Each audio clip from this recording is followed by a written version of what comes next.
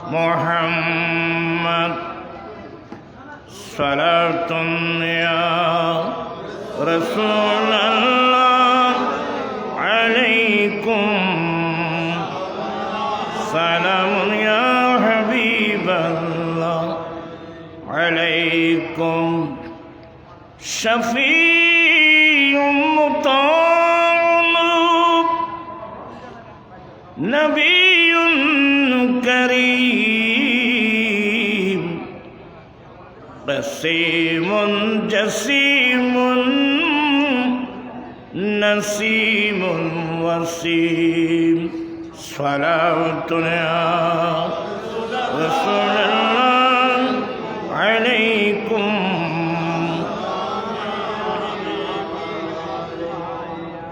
أعوذ بالله من الشيطان الرجيم بسم الله الرحمن الرحيم إنك لعلى خلق عظيم صدق الله مولانا العظيم وصدق رسوله النبي الحبيب الكريم ونحن على ذلك لمن الشاهدين والشاكرين والحمد لله رب العالمين ربي صل وسلم وبارك عليه আজি ঈদ মিলাদুন্নবী মাহফিল চলতেছে আজি ঈদ মিলাদুন্নবী মাহফিল আনন্দ উল্লাসে সারা জগৎ ভরেছে আজি ঈদ মিলাদুন্নবী মাহফিল নূরের নবীর নূরি চারণ যেদিন পাইব আরে দুঃখ মুছিয়া লাভ করিল স্বর্গীয় জীবন মারা গাছের ডালে ডালে ফুল ফুটেছে আজি ঈদ মিলাদুন্নবী আজি ঈদ মিলাদুন্নবী আনন্দ উল্লাসে সারা জগৎ ভরেছে আজি ঈদ মিলাদুন্নবী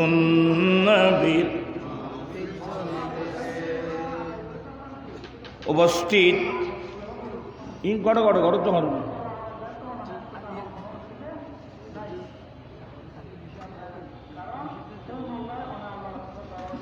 গাউসিয়া কমিটি বাংলাদেশ ফতেপুর 7 নং ওয়ার্ড শাখা এলাকাবাসী ও প্রবাসী ভাইদের সার্বিক সহযোগিতায় মহাকবি আলাউল শাহী জামে মসজিদ ঈদগাহ ময়দানে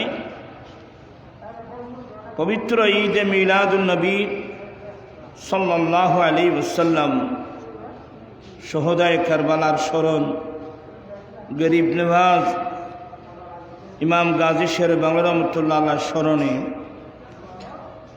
আয়োজিত মাহফিলের সভাপতি পীর তরিকত আলহাজ মাওলানা মুফতি মোহাম্মদ শাহ আলম সাহেব কিবলা মুদ্দাজিল্ল প্রতিষ্ঠাতা শাহ রজবি আজিজিয়া সুন্নিয়া দাখিল মাদ্রাসা অদ্বোধক আজিজ গ্রামীণ জনাব মৌলানা আবুল কালাম শাহ আল আমিরি সভাপতি গৌসিয়া কমিটি বাংলাদেশ ফতেপুর ইউনিয়ন শাখা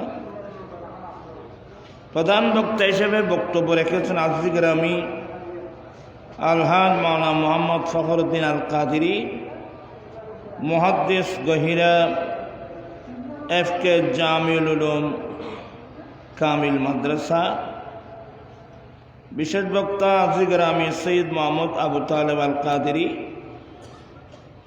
অসংখ্য উলামা ইকরাম, ব্রাদারান ইসলাম রহমানি ওয়া রাহিমাকুমুল্লাহ তাআলা। রব্বুল আলামিনের দরবারে লাখো কোটি শুকরিয়া আদায় করছি যে রব্বুল আলামিন পবিত্র চাঁদে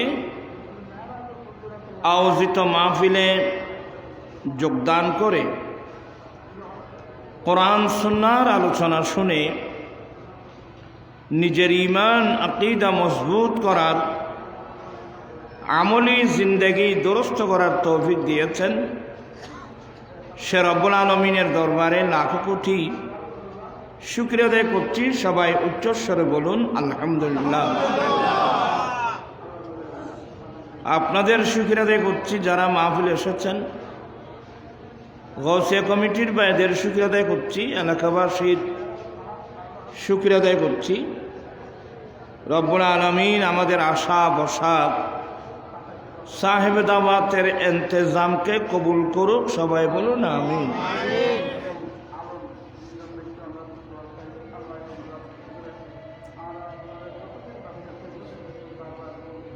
আপনারা দীর্ঘক্ষণ উলামায়ে আহলে সুন্নাতের জবানের মাধ্যমে মূল্যবান বক্তব্য শুনেছেন। সবাই দোয়া করবেন আল্লাহ যেন তাদের ইলম আমল হায়াতের মধ্যে আল্লাহ যেন কোটি কোটি বরকত দান করেন। আমরা যে ওয়াজ নসিহতগুলো শুনি বাস্তব ক্ষেত্রে যেন আমরা আমল করতে পারি, আল্লাহ সবাইকে সে তৌফিক দান করুক। আসলে সময়ের খুবই অভাব আর শরীর অসুস্থ। আগের মতো বিভিন্ন জায়গায় গিয়ে গলা ফাটিয়ে ওয়াজ করার সেই বয়স কিন্তু আমাদের নাই। তারপরও ওয়াদা রক্ষার জন্য আসতে হলো। আপনাদের থেকে একটু দোয়া নেব, এই তো আর কি। ওয়াজের জন্য পরিবেশ লাগে। একসময় মানুষের মধ্যে আদব কায়দা ছিল, এখন আদব কায়দার খুবই অভাব।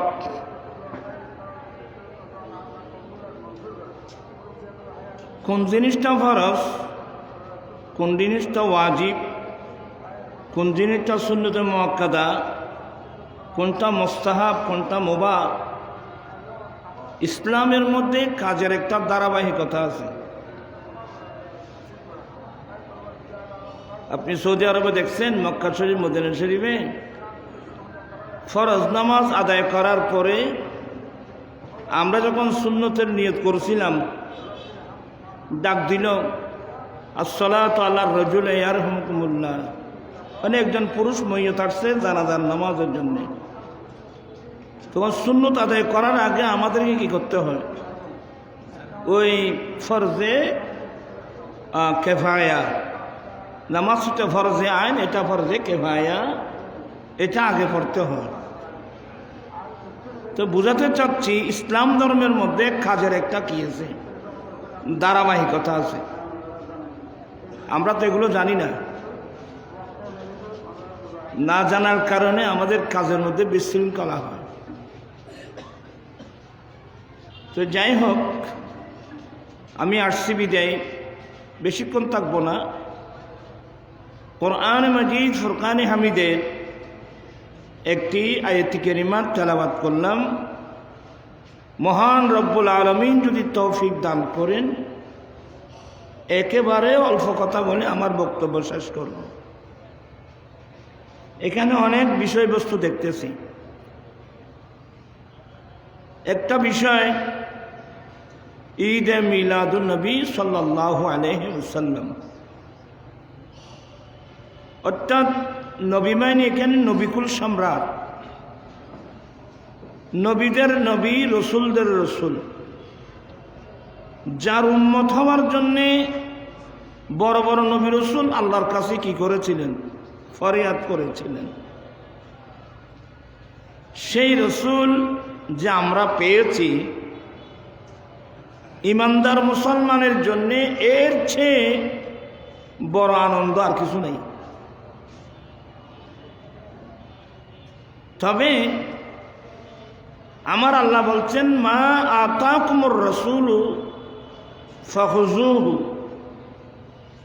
এ আমার বান্দা, আমার রসুল তোমাদেরকে যাই দে তোমরা তা গ্রহণ করো।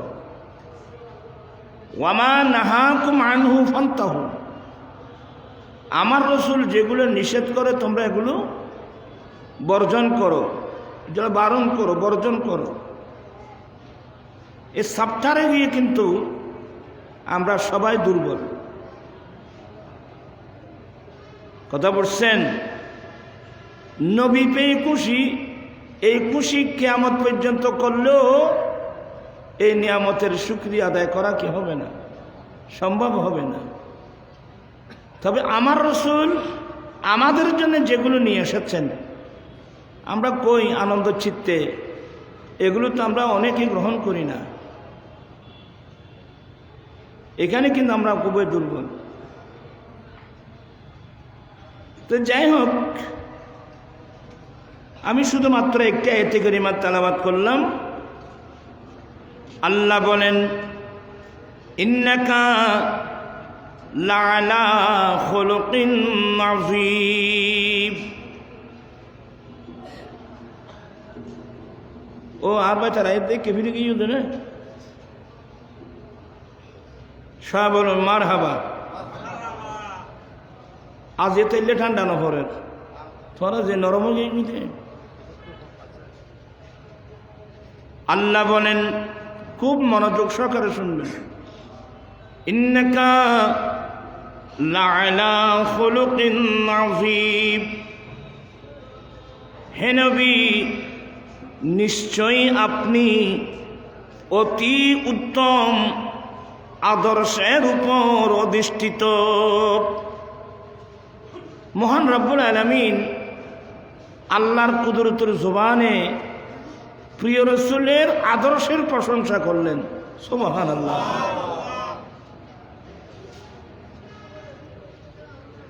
আমার প্রশ্ন হলো, আল্লাহ নবীর যে আদর্শের প্রশংসা করলেন, এই আদর্শগুলো আমাদের মধ্যে থাকতে হবে কিনা? সেই নবীর আদর্শ আমাদেরকে গ্রহণ করতে হবে কিনা? আপনি যার নবীর আদর্শ গ্রহণ না করেন তো তুই নবী ভাই করলে খুশি হইও দে,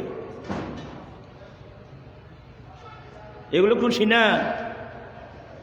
দাবি করা সহজ, প্রমাণ করা কিন্তু কঠিন। আমি আজকে শুধুমাত্র অল্প নসিহত করব। মহান আল্লাহ প্রিয় নবীর আদর্শের প্রশংসা করলেন, হে নবী নিশ্চয়ই আপনি অতি উত্তম আদর্শের উপর অধিষ্ঠিত। তো সেই নবীর আদর্শগুলো আমাদের মধ্যে থাকতে হবে না? আছে কই? আমিও তো গভীরে যাব না, সময় কম। এই আয়াতের তাফসিরে আমাদের হানিফি মাযহাবের একটা বিখ্যাত তাফসিরের কিতাব, তাফসিরে রুহুল বায়ান শরীফ, এখানে আল্লামা ইসমাইল হকি আলাইহির রহমা কয়েকটা হাদিস নকল করেছেন যে উত্তম চরিত্রের কয়টি শাখা প্রশাখা আছে। সবাই তো উত্তম চরিত্রের কথা বলি, ভালো আদর্শের কথা বলি, উত্তম চরিত্রের কথা বলি, কিন্তু উত্তম চরিত্রের শাখা প্রশাখা কি কি এগুলো মনে হয় আমরা অনেকেই জানি না। উত্তম চরিত্রের 360টি শাখা আছে। কত? 360টি শাখা আছে উত্তম চরিত্রের, যে চরিত্রের আদর্শ আল্লাহর কুদরতুর জুবানে করেছেন। এই 360টি শাখার মধ্যে সবচেয়ে উত্তম, যার উপর আর উত্তম আদর্শ নাই। এই আবার যোগ্য মাতার না মতন সবচেয়ে উত্তম শাখা হলো ডান হাতে দিনে রাত্রে প্রকাশ্যে অপ্রকাশ্যে গরিব মিসকিন কাঙ্গাল অসহায় মানুষের দিকে সাহায্যের হাত প্রসারিত করা। চিৎকার দিয়ে বলুন না সুবহানাল্লাহ।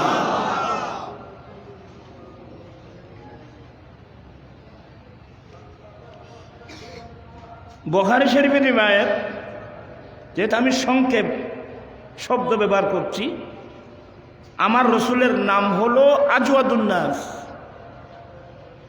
আজওয়াদুন নাস মানে মানব জাতির মধ্যে সর্বশ্রেষ্ঠ দানী।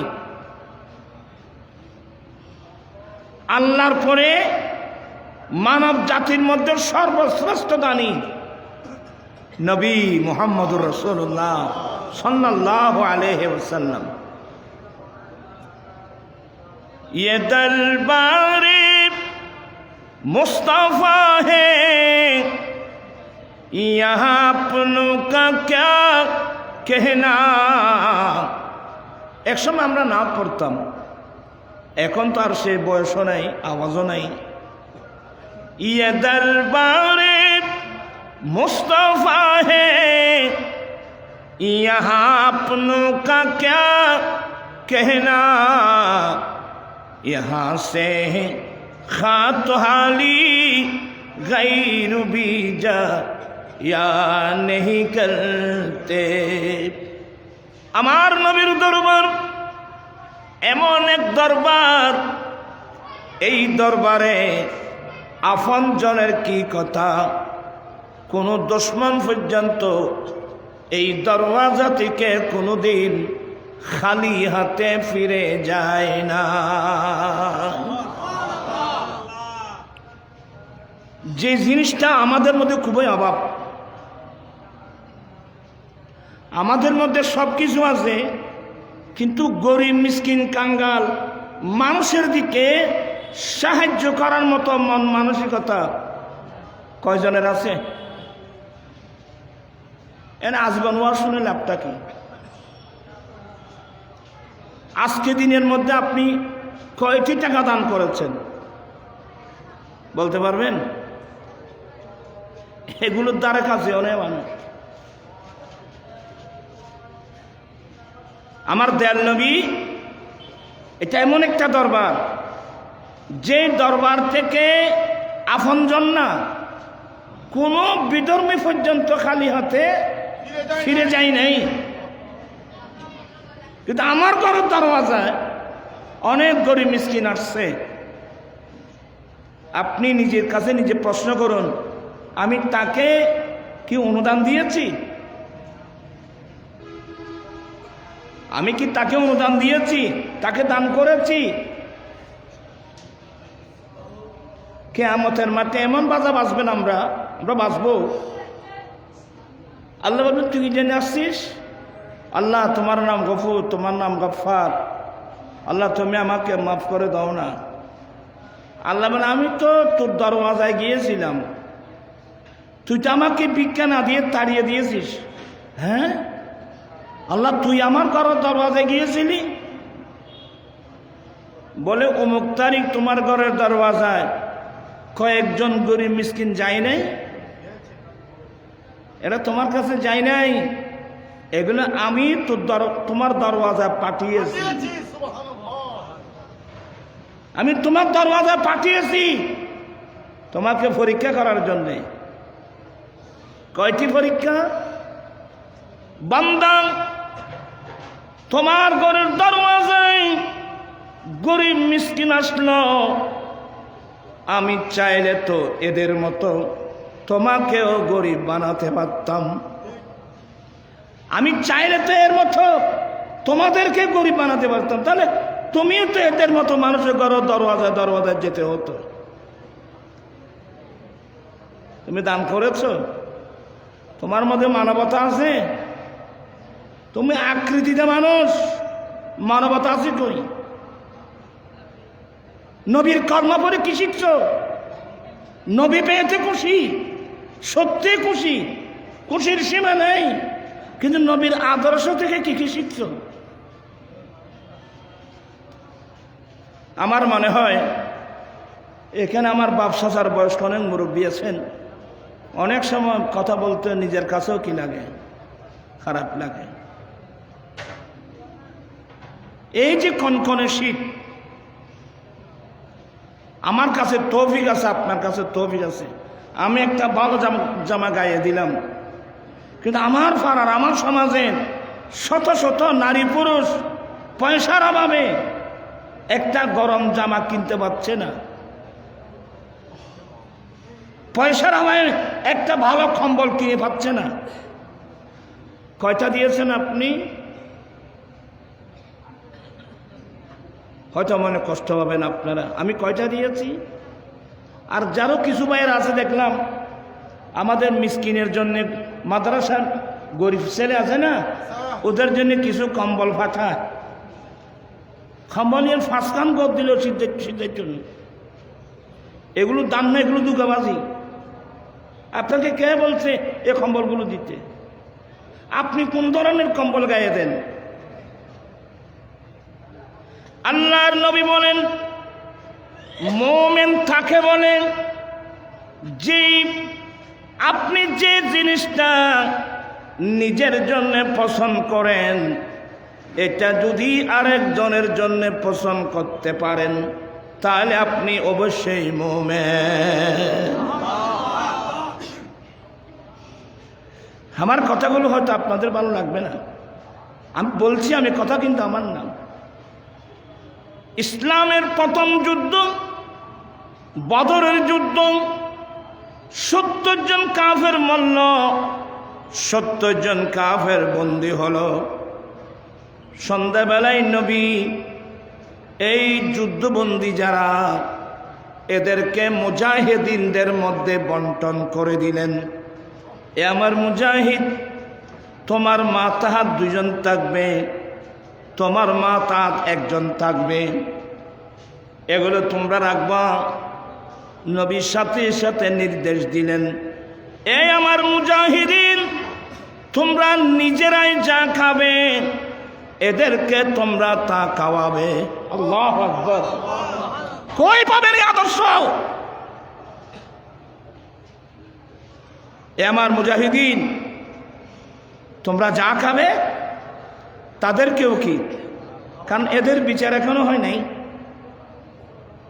অতএব তোমরা নিজেরাই যা খাবে তাদেরকে তা খাওয়াবে, তোমরা নিজেরাই যা পড়বে তাদেরকে তা পড়াবে। আল্লাহু আকবার বলবেন না? এই আদর্শ দরবারে মুস্তাফা ছাড়া পৃথিবীর কোথাও পাওয়া যাবে না রে বাবা।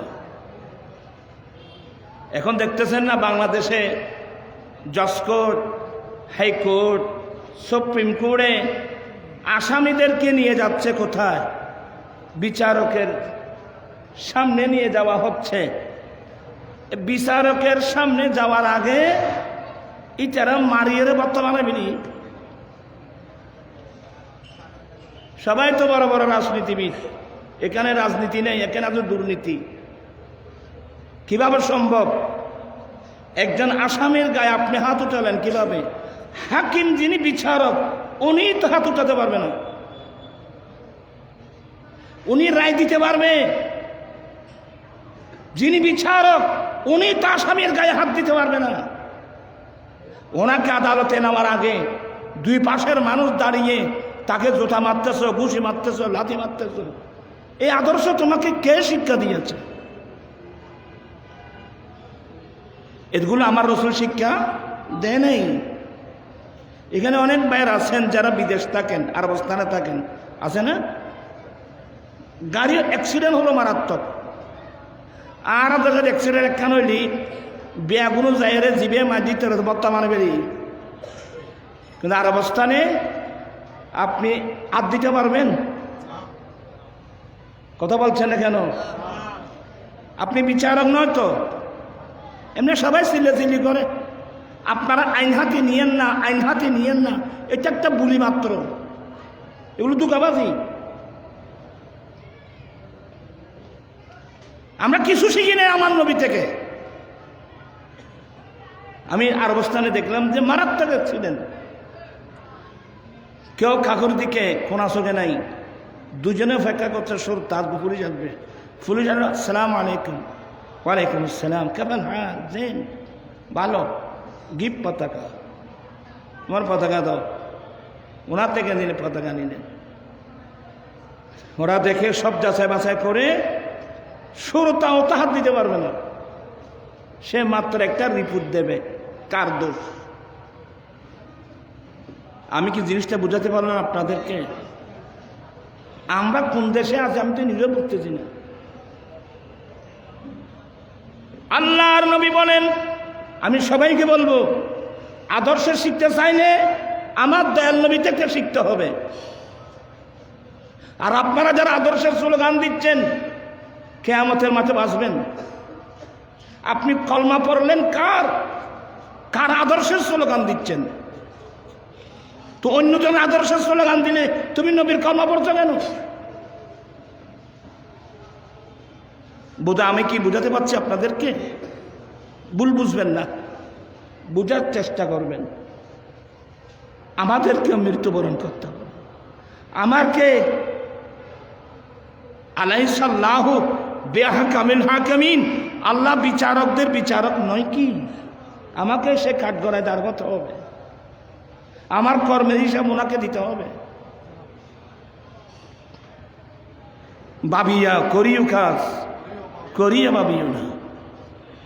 হয়তো আপনারা মনে কষ্ট পাচ্ছেন, আসুন আদর্শ শিখতে চাইলে আমার নবী থেকে শিখতে হবে। আমার ভাইয়েরা, আল্লাহর নবী বলেন, এ আমার মুজাহিদিন, তোমরা নিজেরাই যা খাবে ও যুদ্ধবন্দীদেরকে তা খাওয়াবে, তোমরা নিজেরাই যা পড়বে তাদেরকে তা পড়াবে। সাহাবা একরাম তো নবীর কানুনের বাইরে একটা কদম দেয় না। সুবহানাল্লাহ।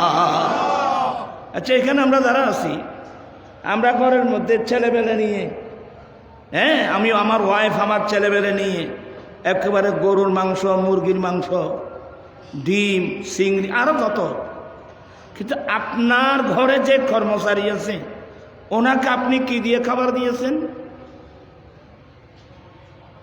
দান খাড়ি বেলে মানুষ আইন দে এবার খানা কি দিও দেখো গে মাতি নিচ ফাইন্য কচু না মিডিয়া কচু, ফাইন্য কচু, মিডিয়া কচু, মূলার শাক, ফুজ্জা মরিচ। আর আমরা খেয়েছি ঘরের মধ্যে প্রাণ পিছিয়ে এরা জীবন ধ্বংস করে দিচ্ছেন। কিয়ামতের মাঠে এগুলো জবাব দিতে পারবেন না। আপনি আর অবস্থানে যান, আরবি বড় বড় শেখ, বড় বড় দুব্বার থালি নিয়ে বসছে, কর্মচারী আসছে, রাফিক চাল চাল চাল, তাড়াতাড়ি আসো, আমার পাশে বসো, খাও। এগুলো আমাদের দেশে আছে। আমরা নবীর আদর্শ কি গ্রহণ করলাম? একটু আল্লাহ আকল বিবেক বুদ্ধি দিয়েছেন, একটু একটু চিন্তা করবেন না? আমি খুব বিনয়ের সাথে বলছি।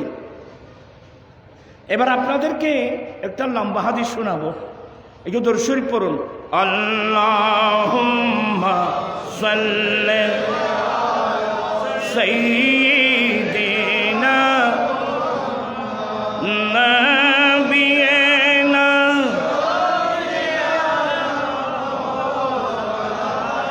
বন জঙ্গলা বাঘ হরিণে চিনিল দয়াল নবীকে, হর মান ভয় চিনিলি নারী, দুঃখ রইল মনেতে।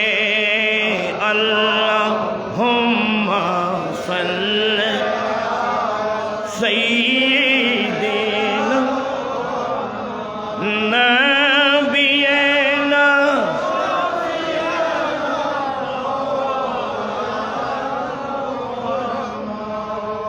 আমার ভাইরা ইসলামের জন্য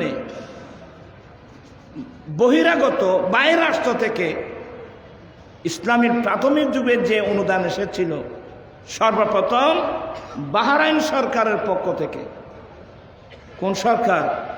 বাহরাইন সরকারের পক্ষ থেকে আমার নবীর দরবারে মোটা অঙ্কের একটা অনুদান এসেছিল, ৮০,০০০, মতান্তরে ১ লক্ষ। এই যুগের ১ লক্ষ দিরহাম বর্তমান তো কয়েক হাজার কোটি টাকা। বেলাল বলেন, ইয়া রাসূলুল্লাহ, ইয়া হাবিবাল্লাহ, বাহরাইন সরকারের পক্ষ থেকে মোটা অঙ্কের একটা অনুদান আসছেন। আমার নবী বলেন, বিলাল, মসজিদে নববীর এক পাশে রাখো, আসো আগে আমরা ফজরের নামাজ আদায় করে নি। হযরতে বেলালকে নবী নির্দেশ দিলেন, বেলাল, এগুলো এক পাশে রাখো, আগে আসো আমরা ফজরের নামাজ আদায় করে নি। কারণ নামাজ এটা ফরজ। দেখেন এবার আপনারা নিজে, আজকে অনেক ছেলেরা ফ্যাক্টরির মালিক, গার্মেন্টসের মালিক, ফ্যাক্টরির মালিক, বিভিন্ন ইয়ার মালিক, পয়সাওয়ালা, এই পয়সা গণাগণি করার জন্যে, সোনালি রুফালি ফুবালি ব্যাংকের টাকা হিসাব করার জন্যে কয়েকটা নামাজে চলে যাচ্ছে, তার কোনো কি নেই, হিসাব নেই। অথচ নামাজ এটা ফরজ। আজকে দেশে ইসলামী হুকুমত না থাকার কারণে একটা ফরজ নামাজ ছেড়ে দিলে তার শাস্তি কি, এগুলো তো আমরা জানিও না। আমাদের মাযহাবের ইমাম আবু হানিফা রাহমাতুল্লাহ আলাইহির ফতোয়া হলো যে বালিগ পুরুষ বা মহিলা অক্ত চলে যাওয়ার পরেও সে যদি ফরজ নামাজটা না পড়ে, সাথে সাথে তাকে অ্যারেস্ট করা হবে, তাকে অ্যারেস্ট করে জেলখানায় দিতে হবে। কারণ তোমার কোন সাহস? এই জমিন কার? কথা বলছে না কেন? এই জমিন কার? আসমান কার? সূর্য কার? চন্দ্র কার? বাতাস কার? অক্সিজেন কার? হাইড্রোজেন কার? নাইট্রোজেন কার? আমি কার? সব আল্লাহর। আল্লাহর জমিনে আল্লাহর আইন অমান্য করছো, কি সাহস? একে তাড়াতাড়ি অ্যারেস্ট করো, জেলখানায় দাও। কতদিন? যতদিন সে তওবা করে নামাজের দিকে ফিরে আসবে না, তাকে জেলখানায় দিতে হবে। আমাদের দেশে সুদ না দিলে জেলখানা আছে। আজীবন যদি নামাজ না পড়ে বা মালে যাকাত না দেয়, তাকে ধরে নেওয়ার জন্য কোনো পুলিশ, যখন মাতি নিচা নেয়, তাকে ধরে নেওয়ার জন্য কোনো পুলিশ। মালের সুদ না দিলে কিন্তু পুলিশ আছে। কি বাহিনী? এই দেশের সুদের গুরুত্ব, এই দেশে যাকাতের কোনো গুরুত্ব নাই, নামাজের কোনো গুরুত্ব নাই। অথচ যাকাত দেওয়া ফরজ, নামাজ পড়াও ফরজ।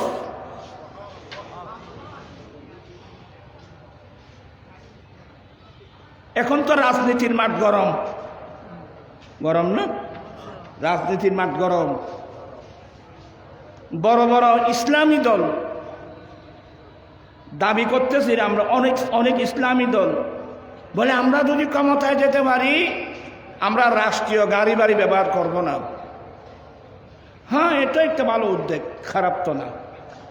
কিন্তু আস্পত্য কেউ বললো না যে আমরা যদি ক্ষমতায় যেতে পারি আমরা 1 নম্বরের সুদ বন্ধ করে দেব।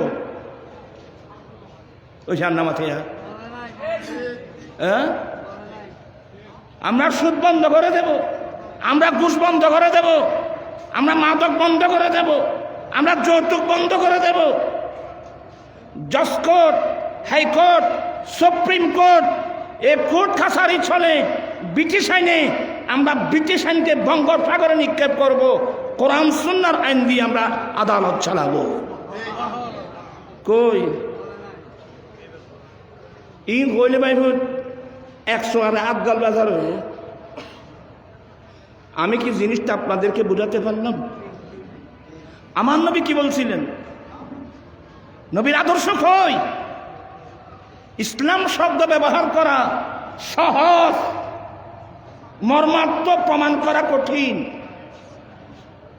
আল্লাহর নবী বলেন, আল্লাহ বলেন আহাল্লাল্লাহুল বাইয়া ওয়া হাররামার রিবা, ব্যবসা হালাল, সুদ কিন্তু আমি বলছি না, আল্লাহ বলছেন। ব্যবসা হালাল, সুদ হারাম। আমার নবী কি বললেন? আত-তাজিরুস সুদুকুল আমিন মা'আন নাবিয়িনা ওয়াস সিদ্দিকিনা ওয়াস শুহাদা'i ওয়াস সালিহিন। উম্মত যারা আমানতদারির সাথে ব্যবসা করবে, কিসের সাথে? আমানতদারি বলতে যেখানে ধোঁকাবাজি নেই, মালের কোয়ালিটি। আমি তো আপনাদেরকে সব কথা বলতেছি না আর কি। মাল হলো 3 নম্বরই বলা হচ্ছে। এ ধরনের ব্যবসা আছে না? এটা কি আমানতদারির ব্যবসা?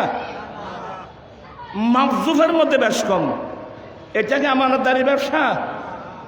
যেই ধোঁকাবাজি করে ব্যবসা বাণিজ্য করা হচ্ছে, এই ব্যবসা আল্লাহর দরবারে কবুল হবে না। আত-তাজিরুস সুদুকুল আমিন মা'আন নাবিয়িনা ওয়াস সিদ্দিকিনা ওয়াস শুহাদা'i ওয়াস সালিহিন। উম্মত যারা আমানতদারির সাথে ব্যবসা করবে, কারণ ইমানদার মুমিন মুসলমান যে কাজ করবে, সে কাজের পিছনে লক্ষ্য উদ্দেশ্য থাকতে হবে আল্লাহকে রাজি করা, আল্লাহর সন্তুষ্টি অর্জন করা। আমি এইভাবে যদি ব্যবসা করি, আমার আল্লাহ খুশি হবেন, আমার দয়াল নবী খুশি হবেন। আমার নবী বলেন, যারা আমানতদারির সাথে ব্যবসা করবে, কিয়ামতের কঠিন দিনে তাদের জন্য বড় পুরস্কার। আম্বিয়া ইকরাম, সিদ্দিকিন, শুহাদা ইকরামের সঙ্গে তাদের হাসর হবে। আমার ভাইয়েরা, আমরা হানিফি মাযহাবের লোক। আমাদের মযহাবের ইমাম আবু হানিফা রাহমাতুল্লাহ আলাইহি, উনি কাফর ব্যবসায়ী ছিলেন। তো ব্যবসা নীতি, আমাদের দেশে ব্যবসা নীতি শুদ্ধ নেই। আমাদের দেশে বাণিজ্য নীতি অশুদ্ধ, শিক্ষানীতি অশুদ্ধ, বাণিজ্য নীতি অশুদ্ধ। কথা বলছেন? এটি শেয়ার ব্যবসা। আপনারা শেয়ার ব্যবসা করেন, ওখানে শুধু একটা কাগজ কিনে, কি কেনেন আপনারা? একটা কাগজ। মাল দেখছেন চোখে?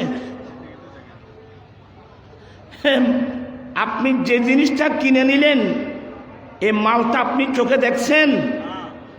আমার রাসূল কি বলছেন? মুভি আপনাকে কোভালের চোখে দেখতে হবে,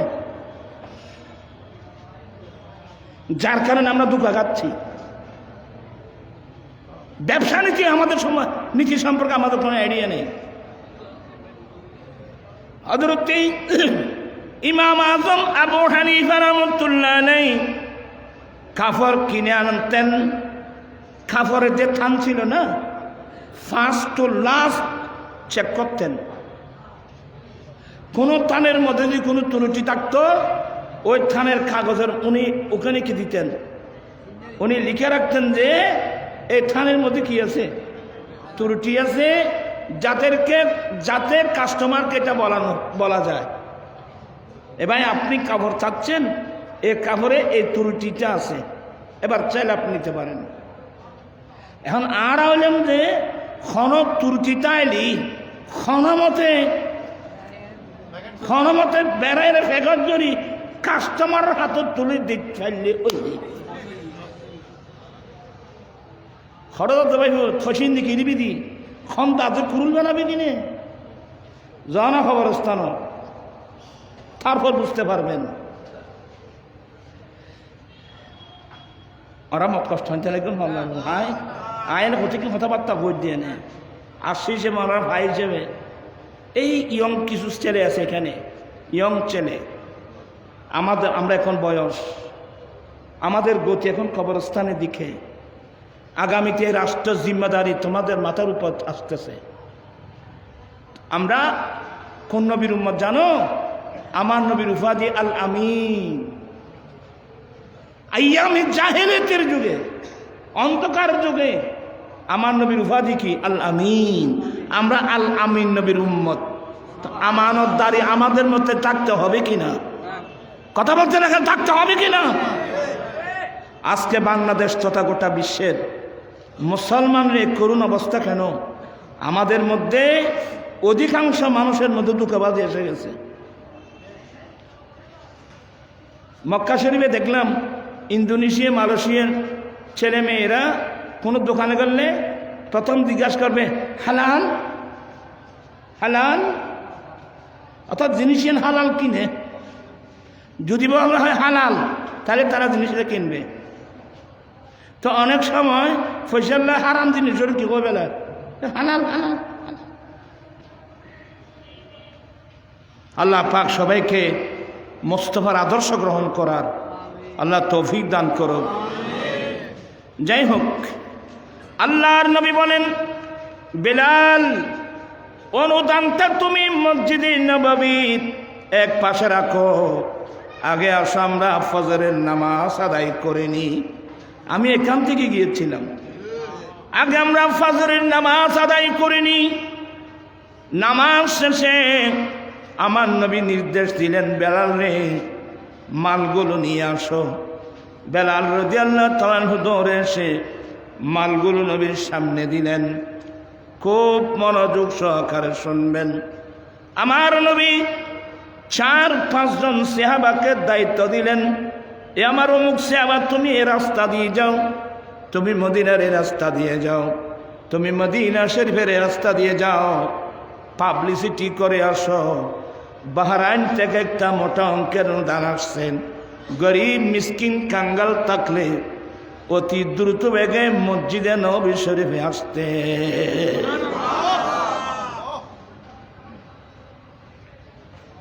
হাদিসের ভাগে দেখা গেল ওরা বলছেন আমরা পাবলিসিটি করে যখন মসজিদে নবী শরীফ আসলাম, প্রায় 300 জন কাছাকাছি মানুষ আমার নবী দান করছেন। অত্যন্ত ধৈর্য সহকারে ফজরের নামাজ পড়ে বসলেন। এক বসাতে জোহরের নামাজের রক্ত হলো। আল্লাহু আকবার।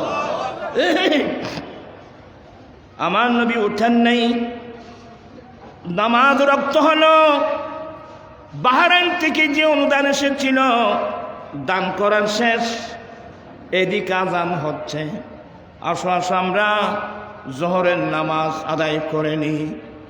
আমার নবী জোহরের নামাজ পড়াই দিলেন, পড়াই দিয়ে বসলেন। সবে মাত্র একজন সাহাবা দাঁড়িয়ে গেলেন, ইয়া রাসূলুল্লাহ, ইয়া হাবিবাল্লাহ, আমার বাড়ি মদিনা শরীফ একেবারে দূরে, আমি শুনছি দেরি হয়েছে, আসতে দেরি হয়েছে। জানলাম নবী গো, বাহরাইন থেকে মোটা অঙ্কের একটা অনুদান আসছে। ইয়া রাসূলুল্লাহ, আমার ছেলে মেয়ে 2 দিনের উপবাস থাকলে আমাকে একটা অনুদান দিন। সুবহানাল্লাহ। আচ্ছা, আর ওই কি হয়েছে তো তুই এত না কাশিস, এই তোর জোর আগে শেষে গিয়ে তুই এত না গিল্লাই সহ্যে যাগো, মানে আরেকবার আইলে দিন দেরি। কিন্তু আমার দয়াল নবী বুঝেন, যেই নবী বলছেন আনা মদিনাতুল ইলমি ওয়া আলিয়ুম বাবুহা, আমি নবী জ্ঞানের শহর, এই শহরের দরওয়াজা আলী। আমার নবী বলেন আনা দারুল হিকমতি ওয়া আলিয়ুম বাবুহা, আমি নবী বিজ্ঞানের ঘর, এই ঘরের দরওয়াজা আলী। আমার নবী বলেন বুইসতু মুআল্লিমা, আমি শিক্ষক হিসেবে প্রেরিত। সাহাবা একরাম মনে মনে বলেন, যেই নবী সারা পৃথিবীর শিক্ষক, এই লোকটাকে আমার নবী কি উত্তর দে একবার দেখি। তিনি সারা পৃথিবীর শিক্ষক, এই লোকটাকে আমার নবী কি উত্তর দে একটু দেখি, একটু শুনি। আমার নবী অত্যন্ত ঠান্ডা মেজাজে বললেন, সাহাবা, বাজারে তোমার কোনো পরিচিত সওদাগর আছে? বাজারে তোমার কোনো পরিচিত সওদাগর আছে? কালা নাম, উত্তর দিলেন, হ্যাঁ ইয়া রাসূলুল্লাহ, বাজারে আমার পরিচিত সওদাগর আছে। আমার নবী বললেন, ও সাহাবা একটু দাও, ওই সওদাগরের কাছে যাও, তোমার পরিবারের জন্য যতটুকু মাল লাগবে মালগুলো দিতে, যতগুলো মূল্য আসবে আমি নবীর নামে লিখে রাখতে বলবা। আল্লাহু আকবার! কোথায় ভাবেন এই আদর্শ? ফারুক আজম পাশে ছিল। ইয়া রাসূলুল্লাহ, আল্লাহ তো আপনাকে এত বড় কষ্ট দেয় নাই, এটা তো হুজুর খরচ করে দান করার মতো।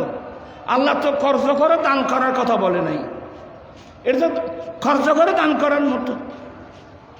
ফারুক আজমের কথাটা আমার নবীর পছন্দ হয় নাই। একজন মদিনার আনসারী দাঁড়িয়ে বলেন, ইয়া রাসূলুল্লাহ, ইয়া হাবিবাল্লাহ, আপনি ইচ্ছে মোতাবেক আপনি দান করতে থাকেন, আল্লাহর ধনভাণ্ডার ক্ষমার ভয় করবেন না। আল্লাহর ধনভাণ্ডার ক্ষমার ভয় করবেন না, আপনি দান করতেই থাকেন। আল্লাহু আকবার! আমার আলা হযরত কত সুন্দর করে করে বলছেন, ওয়াহা কিয়া জুদ করম হে সাহেবতহা তেরা, ওয়াহা কিয়া জুদ করম হে সাহেবতহা তেরা, अरे नहीं सुनता ही नहीं मांगने वाला तेरा, सुभान अल्लाह। আর এক জায়গায় আল্লাহ হযরত বলেন, मेरे करीम से गर कतरा किसी ने मांगा, मेरे करीम से गर कतरा किसी ने मांगा, दरिया बहा दिए हैं, दरिया बहा दिए हैं, दुर्बे बहा दिए हैं, उनकी महकिन दिल के गुल। ওয়াজ অনেক শুনেছেন বাবা। আমি বাজারে যাই, আপনারাও বাজারে যান। আমি বাজারে গিয়ে নিজে বাজার করি। আমাকে অনেকে বলে, হুজুর আপনি একজন ফিরসাম মানুষ, এ তো মানুষের ধাক্কা ধাক্কির মধ্যে। আর এখন তো বাজারের মধ্যে অধিকাংশ মহিলা। হুজুর এলে বাজারে তাইলে হুজুর অনার মান সম্মান তো আইব না, হাতে যাইব বুঝে। আমি বাজারে আসছি, আমার দয়াল নবী নিজে বাজার করতেন, এটা আমার দয়াল নবীর একটা সুন্নত। আমার রাসূল বলছেন, বাজারের দিন আসলে বাজারে গেলে একটা সুবিধা, গ্রামের মানুষ যেদিন বাজার বার, ওরা অনেক মানুষ বাজারে আসবে। এক নম্বর ওয়াফশুস সালাম, তোমরা তাদের কাছে সালামটা প্রসার করো। সালামু আলাইকুম, আসসালামু আলাইকুম, আসসালামু আলাইকুম, তাদেরকে সালাম দাও, সালাম প্রসার করো। সালাম মানি দোয়া। এছাড়া এ নামাতে ভরে দেয়, এনে বাজারে যায় সালাম দিয়ে যখন আছো। আরেকটা জিনিস, ইতারা উজুর আর এখানে হটে গিয়ে বেগুন বিরিয়ানি বাগার দেখত গিয়ে দিলি না, তারা রাস্তা চারিকে বাজি আর আগে বয়সী নাই বা মহব্বতের মানুষ ওরা সুদে এনে কিছু কথাবার্তা করতে কষ্ট আর ফল আর তো আপনি বাজারে যাবেন, আমি বাজারে যাই, কিন্তু বাজার গেলে আমি ডান বাম দেখি আমি ডান বাম দেখি যে অনেক মানুষ বাজারের থলা নিয়ে দূরে বসে এভাবে হাঁটতে ড্যামের চোখের পানি ফেলতেছে। কি বুঝলেন? বাজারের তলে আছে ঠিকই, কিন্তু বাজার করার পয়সা তার কাছে কিন্তু নাই। এদিকে কোনোদিন লক্ষ্য করেছেন আপনি? আমি বাজারে যাই, এই ভাই এদিকে আসো, বাজার করবে? দেখা দিবি বাজার করবা, কি কি লাগবে? এই 2 কেজি আলু দাও তো, এতে 1 কেজি কফি দাও, একে আর 1 কেজি বাঁধাকপি দাও। আর লাগবে?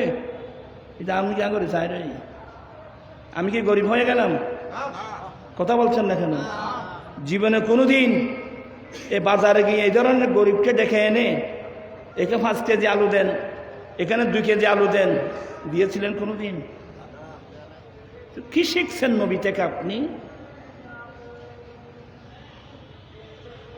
হয়তো আমার বক্তব্য আপনাদের ভালো লাগবে না। আমি একবার আমান বাজার আছে না, বোধ আপনার বলে বিরক্ত হচ্ছেন মনে হয়। আমি বাস্তবতাকে সামনে রেখে কথা বলি।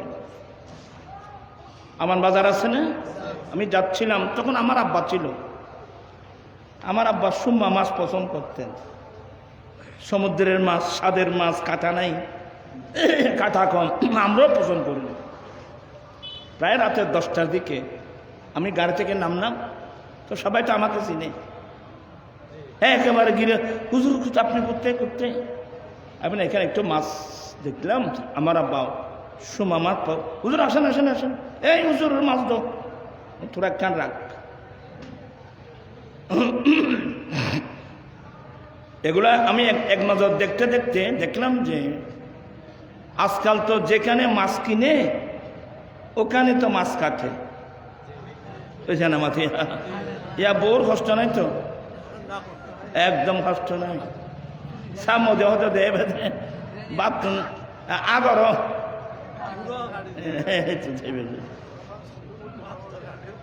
আর মাথা না তো মরিচ বাটতে মশলা বাটতে আর তো অবরে দিকে এতে কি হতা কিনলে ঘর কোনো বলতে চাচ্ছিলাম, ওখানে দেখলাম যে একজন বুড়ি মা, বয়স প্রায় 75-80 কম না, একজন বুড়ি মা বোরকা পরিহিতা, যেখানে মাছ কাটে দেখলাম যেগুলো বাসা বিছা করতেছে লেস। এটা দেখার সাথেই আমার ব্রেন ঘুরে গেল, বুঝতে তো আমার আর বাকি নেই। নিশ্চয়ই মেয়েটা এই যে মাছ কাটলো, মাছের লেজ, মাছের কান, এখানে গোড়ায় কিছু মাছ পাওয়া যায় কিনা এটাই তালাশ করতেছে। আমি বললাম, বুড়ি মা আসসালাম আলাইকুম, বুড়ি মা আসসালাম আলাইকুম। এইবার আমি কে খেয়াল নেই তো মানুষ কথা বুড়ো জি হুজুর তোমার এলে করে ডাকাত দাও মা, হ্যাঁ বুড়ি মা আসসালাম আলাইকুম, মানে আপনি এখানে কি করতেছেন? মেয়েটা বুড়ো বলে, মা বাবা আমরা কি করব, আমরা তো মাছ কিনবার পয়সা তো আমাদের নাই, এখানে মানুষ মাছ কাটে তো ও মাছের খান মাছের লেজ কেটে ফেলে দিয়েছে রে, এখানে কিছু পায়খানে দেখতেছি হুজুর। আমার মাথা ঘুরে গেল। আমি বললাম, খালাম্মা আপনি কোন মাছ পছন্দ করেন? এই ওদের বাবা আমরা গরিব মানুষ, আবার কোন মাছ কি যেটাই ভাই এটাই ভালো। আমি বললাম, দেন আমি 1 কেজি সুমা মাছ কিনে দিতাম, আপনি রান্না করতে পারবেন তো? হ্যাঁ পারবো হুজুর। মানে আমি যা করে যাই নই। আমি বললাম, ওনাকে 1 কেজি সুমা মাছ দাও, কারণ আমি কিনতে গিয়েছি সুমা মাছ আব্বার জন্য, আমাদের জন্যে। এটা আমি আরেকজনের জন্য কি করতে হবে? পছন্দ করতে হবে। হ্যাঁ গরিব হয়ে নিয়ে, আপনি গরিব হয়ে যাবেন। মানবতা, ভালোবাসা, স্নেহ, ভাতৃত্ববোধ কিছুই নেই। আমার নবী কি সুন্দর, কি মায়া লাগাইলা মদিনায় আমাকে, আরে কি মায়া লাগাইলা মদিনায় আমাকে, অন্তরে মোর আহাজারি, হৃদয়ে মোর আহাজারি, তুমি মদিনার সুখে, আরে কি মায়া লাগাইলা মদিনায়। আরে মদিনাবাসী, আমার রাসূল মদিনাকে কেন বুকে নিলেন? আমার নবী মদিনাকে কেন বুকে নিলেন? প্রথমে মদিনাবাসী আমার নবীর পাগল ছিল, কিন্তু মদিনাবাসীর মোহাব্বত দেখে শেষ পর্যন্ত আমার নবী নিজেই মদিনার পাগল হয়ে গেলেন। আমি হাদিস বললে অনেক দেরি হয়ে যাবে, সময় অত লম্বা নাই। মদিনাবাসী টাইম কত দূরে যাবা? আল্লাহুম্মা সাল্লি আলা মাওলানা মুহাম্মাদ।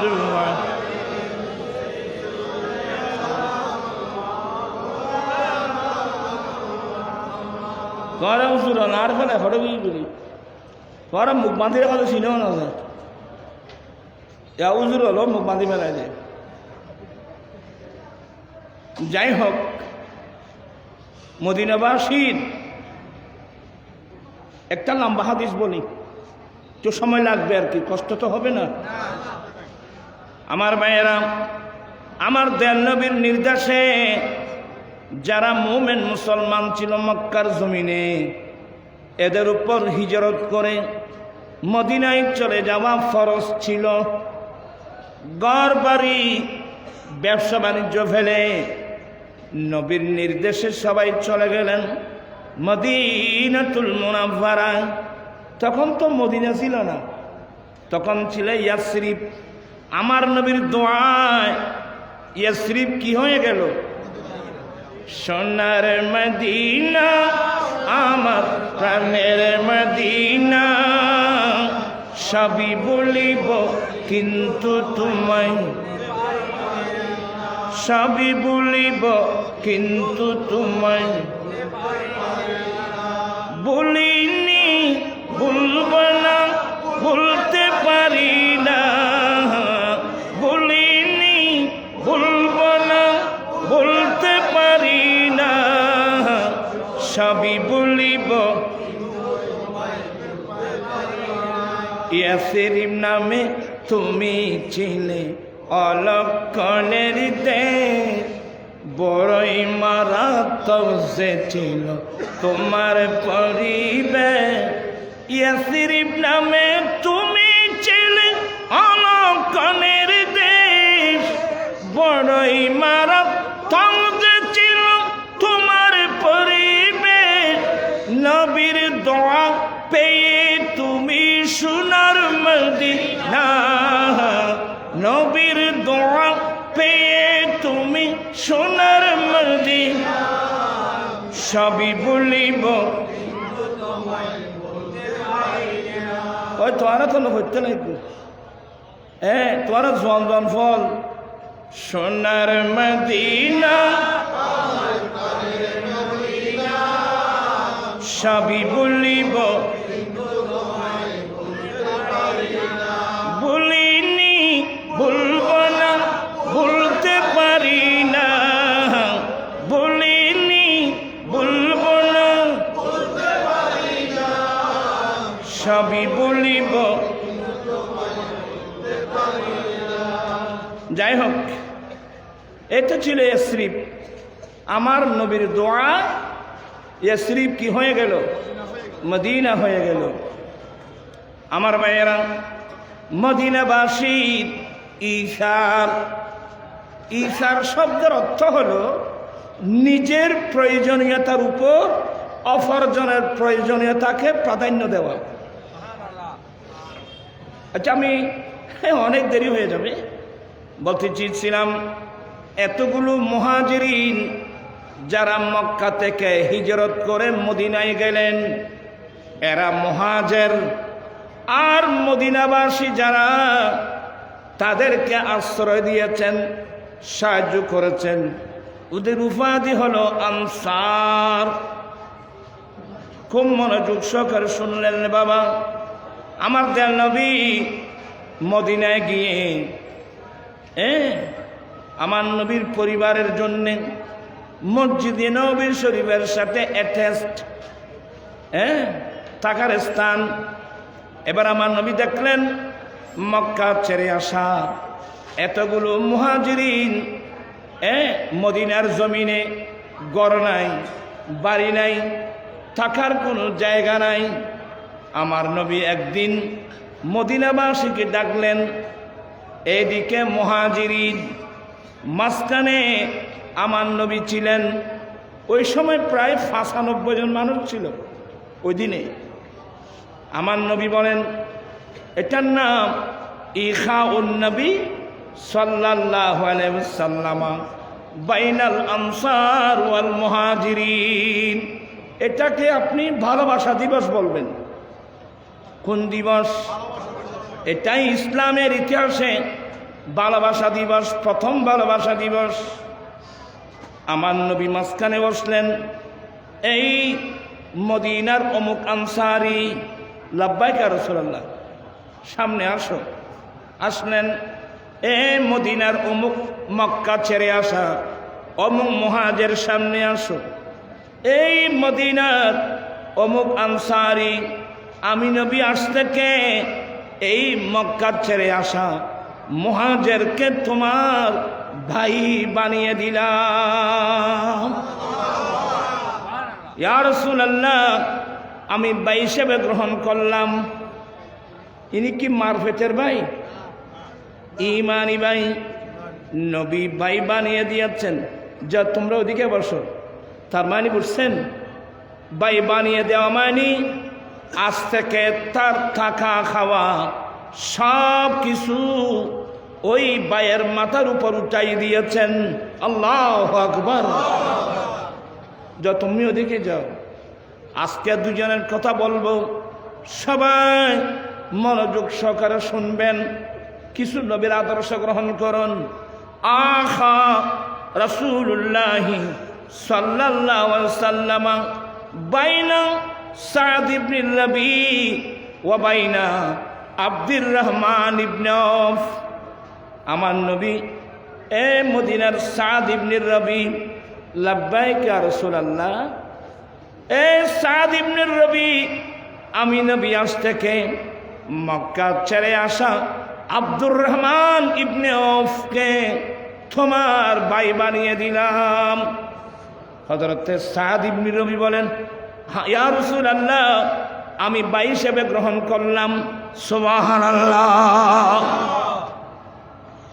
বোধহয় আপনারা বিরক্ত হচ্ছেন। ইয়া রাসূল, আমি ভাই হিসেবে গ্রহণ করলাম। যাও তোমরা দিকে যাও। এবার দুই ভাইয়ের গল্প শুনেন। বুখারী শরীফের এটা অনেক রিওয়ায়াত আছে। হযরত সাদ ইবনে রবি পিছনে বসে বসে এক্ষুনি নবী আব্দুর রহমান ইবনে আওফকে তার ভাই বানিয়ে দিলেন। তো পিছনে বসে বলছে, দে ভাইয়া, তুমি তো আমার ভাই, আমার নবী বানিয়ে দিয়ে। বলে আলহামদুলিল্লাহ, নবী বানিয়ে দিয়েছেন।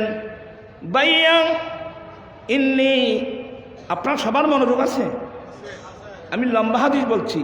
ভাইয়া ইন্নি আকসারুল আনসারে মালান, আমি সাদ ইবনে রবি এই মদিনা শরীফের মানুষের মধ্যে, আনসারীদের মধ্যে সবচেয়ে বড় সম্পদশালী মানুষ। ইন্নি আকসারুল আনসারি মালান, আমি আনসারীদের মধ্যে সবচেয়ে সম্পদশালী মানুষ। ভাইয়া ইন্নি উকসিমু মালি বেনি ইসরাইল, আমি আমার সমস্ত সম্পদ দুই ভাগে ভাগ করলাম। ওখানে ওখানে ইন্নী উকসিমু মালি বিনি ইসরাইল, আমি আমার সমস্ত সম্পদ দুই ভাগে ভাগ করলাম। ও আমার ভাইয়েরা, আজকে ভাই ভাই এক হাত জায়গার জন্যে, 1 ঘন্টার জমির জন্যে বাইকে ছুরি মেরে ফেলে দিচ্ছ। একটু কান পেতে শুনো, তুমি কোন নবীর কলমা পড়েছ, আমি কোন নবীর কলমা পড়েছি, একটু শোনো।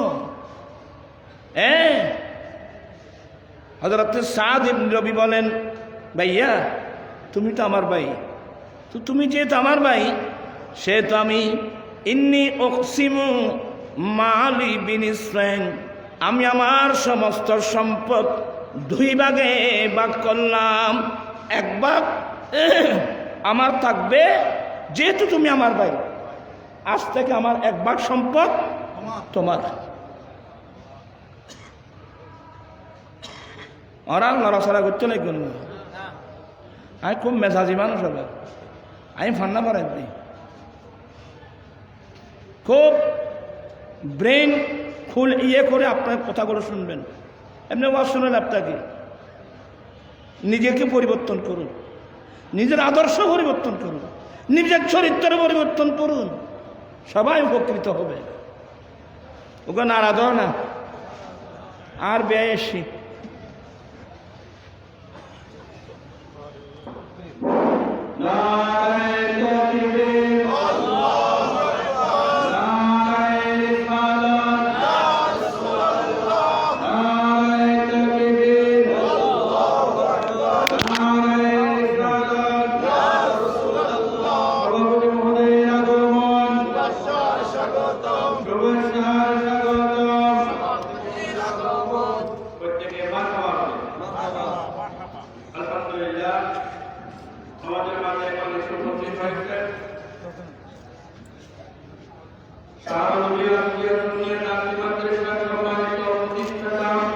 বহুত কষ্ট করে এসছি,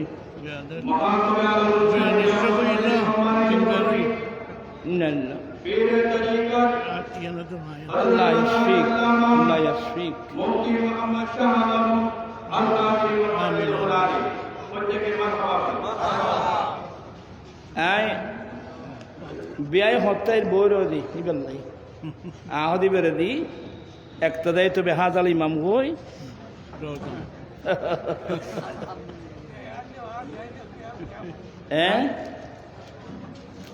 এই বেয়ানে একবার ওষুধ কে হতো না, বেয়ান বেয়া নিলে গুড়ুর গুড়ু এমনি করে দেখি লন্ডন দেখি।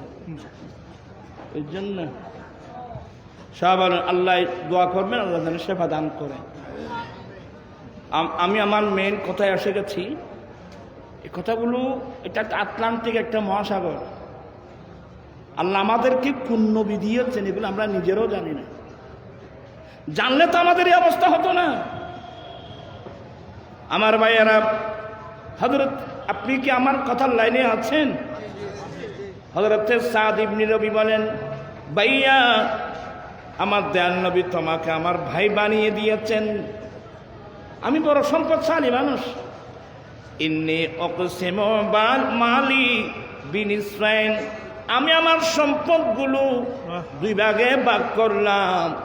যেহেতু তুমি আমার ভাই, সেহেতু আজ থেকে আমার অর্ধেক সম্পদ তোমার। এই যুগে ওই সমস্ত মানুষ, যে সমস্ত ভাই বোনের তর্কা দেয় না, অনেক ভাই ভাইয়ের তর্কা দেয় না। আমি এই কথাগুলো তুলে ধরলে আপনারা অনেকে নার্ভাস হবেন, হতে পারেন। আমি নবীর কলমা পড়েছি, আদর্শ কি শিখলাম। ইনি বললেন আমার অর্ধেক মাল তোমার। কিন্তু ইনি, এরা তো আত্মমর্যাদা সম্পন্ন ব্যক্তি। আর হইলে জানতো না, হ্যাঁ অবৈধ, হ্যাঁ। আর আমাদের মধ্যে তো আত্মমর্যাদা বলতে কিছু বুঝি না। ছেলেকে বিয়ে করাচ্ছি, পয়লে বিয়ের কথা যাবি আয় বইরে থদুন ফার্নিচার খফক, কে কদন দিবে? সি সি সি সি লজ্জা থাকা দরকার। আত্মমর্যাদা বুঝে আমরা বুঝি, যারা আত্মমর্যাদা বুঝে, এই যে হযরত আব্দুর রহমান ইবনে আউফ, ইনি কিন্তু হ্যাঁ না কিছু বলেন নাই। এক নম্বর। দ্বিতীয় নম্বর, ভাইয়া আমি পয়সাওয়ালা মানুষ, আমার ঘরে আমার দুজন সুন্দরী স্ত্রী আছে। বেয়াদবি মাফ করবেন চাচা, নবী হাদিস বোঝাতে হচ্ছে। এ ভাইয়া আব্দুর রহমান ইবনে আউফ, আমার ঘরে আমার দুজন সুন্দরী স্ত্রী আছে। তুমি মক্কা ছেড়ে ঘর বাড়ি ব্যবসা বাণিজ্য ফেলে নবীর নির্দেশে মদিনায় এসেছেন, মন ছোট করবেন না। আমার ঘরে আমার দুজন সুন্দরী স্ত্রী আছে, তোমাকে পারমিশন দিলাম, তুমি আমার ঘরে যাও।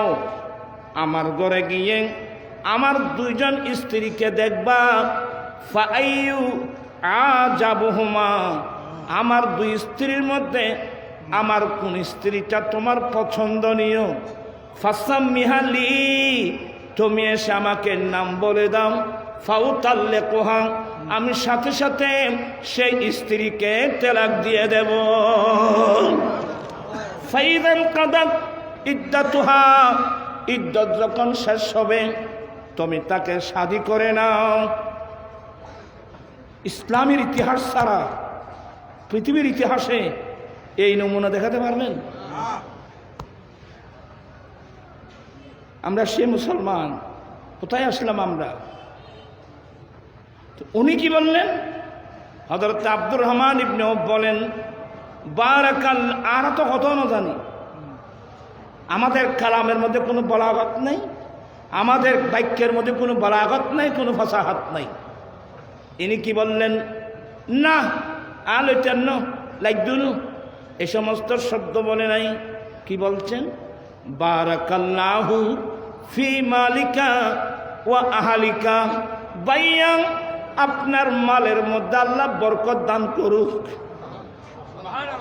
আপনার মালের মধ্যে আল্লাহ আরো বরকত দান করুক, আপনার স্ত্রীর মধ্যে আল্লাহ আরো বরকত দান করুক। এগুলো আমার লাগবে না, এ শব্দ কিন্তু বলে নাই, বাইয়ের অন্তরে আঘাত আসবে। আমরা কোন সিস্টেমে বাক্য বলবো এগুলো তো জানি না। ভাইয়া আপনার মালের মধ্যে আল্লাহ বরকত দান করুক, আপনার স্ত্রীর মধ্যে আমার আল্লাহ বরকত দান করুক। ভাইয়া আমাকে একটা হেল্প করতে পারেন? আইনা সুকুকুম, আমি মক্কার মানুষ, নবীর নির্দেশে মদিনায় আসলাম, মদিনার বাজার কোথা আমি চিনি না, যদি পারেন একটু হেল্প করতে পারেন। আইনা সুকুকুম, আপনাদের বাজার কোথা? হায় হায় হায় হায়, মুস্তাফা আ গয়ে ইনকলাব আ গয়া, अरे मुस्तफा आ गए इनकलाब आ गया, कम करूं को बितल से खिताब आ गया। चित्कार दे बोलूं ना सुबहानअल्लाह। हाय हाय हाय हाय। ভাইয়া আমাকে একটু সাহায্য করতে পারেন? আপনাদের বাজার কোথায়? ফাদাল্লুহু, কয়েকজন দেখাই দিলেন, ইলা বনি কাইনুকা, মদিনা শরীফের একটা ঐতিহাসিক বাজার, বনু কাইনুকা বাজার দেখাই দিলেন। উনি বাজারে চলে গেলেন।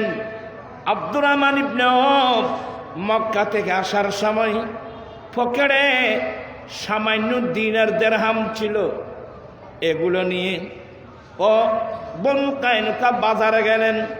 বাজারে গিয়ে দুটো জিনিস কিনলেন, একটা হলো মিষ্টি জাতীয় আর একটা টক জাতীয়।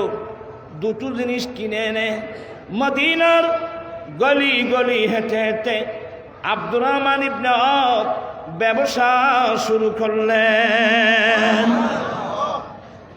ওবে দিয়ে দিন লই না, এটার নাম আত্মমর্যাদা। আপনি আত্মমর্যাদা বুঝেন? আপনি বিয়ের কাছে খাবার চাবি করা, টাকা দাবি করা, ফার্নিচার, আরে দূরের কথা, সে নিজে দিলেও তো আপনি নিবেন না। এটার নাম আত্মমর্যাদা। আমি আমার ছেলেদেরকে বলছি, আমি প্রয়োজনে রিক্সা টেনে উপার্জন করব, আমি প্রয়োজনে ঠেলা গাড়ি টেনে উপার্জন করব, আমি প্রয়োজনে দিন মজুরি কাজ করে উপার্জন করব, তারপর আমি ভিক্ষা চাইব না। যৌতুক চাওয়া মাইনি কমপ্লিট একটা ভিক্ষা চাওয়া, ভিক্ষা ভিক্ষা ভিক্ষা। আর সবচেয়ে বড় মারাত্মক এই ভিক্ষাটা হচ্ছে, আপনারা যারা ইতিহাসের ছাত্র আছে এখানে, আপনি মোগল আমল থেকে এই চট্টগ্রামের নাম কিন্তু ইসলামাবাদ। মোগল আমল থেকে চট্টগ্রামের নাম কি? ইসলামাবাদ। আজকে ইসলামাবাদ থেকে ইসলাম একেবারে বিলুপ্ত হওয়ার পথে। আমার মধ্যে ইসলাম নাই, আমাদের মধ্যে বিজ্ঞানীতি এসে গেছে। হযরত আব্দুর রহমান ইবনে কি বললেন, ভাইয়া আপনার মালের মধ্যে আল্লাহ বরকত দান করুক, আপনার ওয়াইফের মধ্যে বরকত দান করুক, যদি পারেন একটু হেল্প করুন, আপনাদের বাজারটা কোথায়? উনি বাজারে চলে গেলেন, দুটো জিনিস কিনলেন, একটা মিষ্টি জাতীয়, একটা টক জাতীয়। দুটো জিনিস কিনে এনে মদিনার রাস্তায় রাস্তায় হেঁটে হেঁটে উনি ব্যবসা শুরু করলেন। সুম্মা তাবাহু, সুম্মা তাবাহু, তারপর দিন তাই, তারপর দিন তাই। আজকে সামান্য, কালকে সামান্য, পরশু সামান্য। জমা যখন করা হলো, একদিন যখন মোটা অঙ্কের হয়ে গেল, নিজের অর্জিত হালাল পন্থায় অর্জিত সম্পদ দিয়ে দেখে শুনে মদিনার একজন আনসারি মেয়েকে বিবাহ করে আমার নবীর দরবারে গেলেন। ওই দুলের ড্রেস আছে তো, হ্যাঁ আব্দুর রহমান, এটা কি?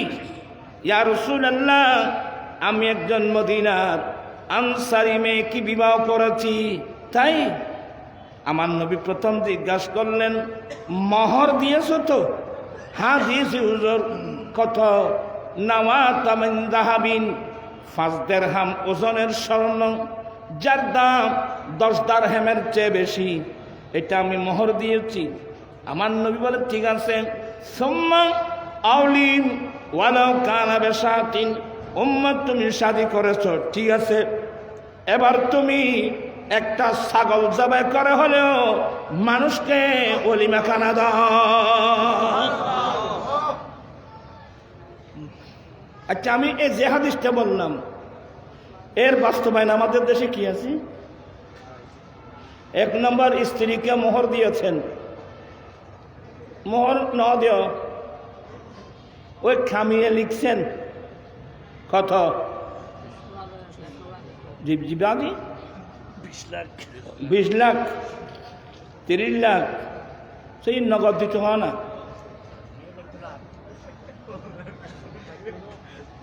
কেন নগদ? আজকে 7 দোকানে সাইনবোর্ড দিয়েছে, বাকি চাহিয়া লজ্জা দিবেন না। আচ্ছা, ওগুলো 7 দাম কত? 10 টাকার একটা চা বাকি চাইলে সদাগর লজ্জা পায়। 10 লাখ টাকার ওয়াইন এ বাইককে